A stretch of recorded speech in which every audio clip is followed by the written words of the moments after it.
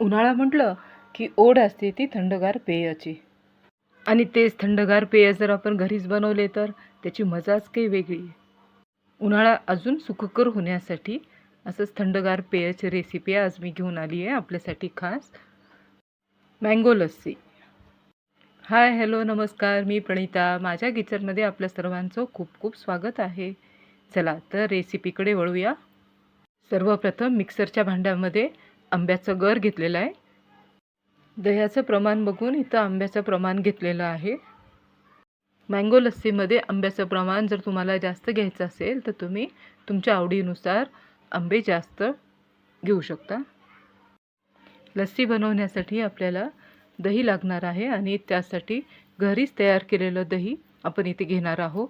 तुम्ही तुमच्या आवडीनुसार डेअरीवरून किंवा विकत भेटले तुम्हाला तर ते घेतले तरी चालते. अशा प्रकारे एक आंब्याचा गर मी इथे मिक्सरमध्ये काढून घेतलेला आहे. त्यामध्ये आपल्याला आता दही ॲड करून घ्यायचं आहे. लस्सी बनवण्यासाठी इथं मी गोड दह्याचा वापर केलेला आहे. 5 मोठे चमचे भरून दही घेतलेलं आहे. उन्हाळ्यामध्ये थंडगार पेयाची आठवण येते आणि तेच थंडगार पेय जर आपण घरीच बनवले तर त्या पेयाची मजाच काही वेगळी असते. तुम्ही ही मजा नक्की घेऊन बघा. 1 वाटीला थोडी साखर कमी घेतलेली आहे, तुम्ही बघू शकता. हे सर्व पदार्थ मिक्सरमधून फिरवून घेऊ. मिक्सरमधून फिरवून तयार झालेलं आहे. वा, इथे पूर्णपणे लस्सी तयार झालेली आहे. ती आता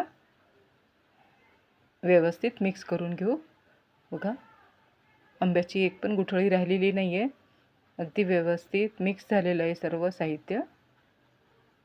तुम्ही कोणते कोणते थंडगार पेय घरीच बनवता कमेंट करून सांगायला विसरू नका. व्हिडिओ आवडला तर सबस्क्राईब करा.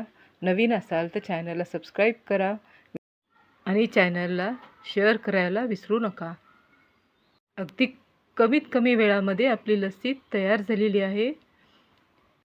तुम्ही बघू शकता लस्सीचा रंग किती सुरेख आलेला आहे. अशाच वेगवेगळ्या आणि नवनवीन रेसिपीज मी तुमच्यासाठी घेऊन येणार आहे. तर आवर्जून पहा, अवश्य पहा. प्रणिता चटपटीत किचन. लस्सीवर थोडं गार्निश करू. व्हिडिओ पाहिल्याबद्दल खूप खूप धन्यवाद. भेटूया पुढील रेसिपीमध्ये. तोपर्यंत स्वस्थ रहा, मस्त रहा.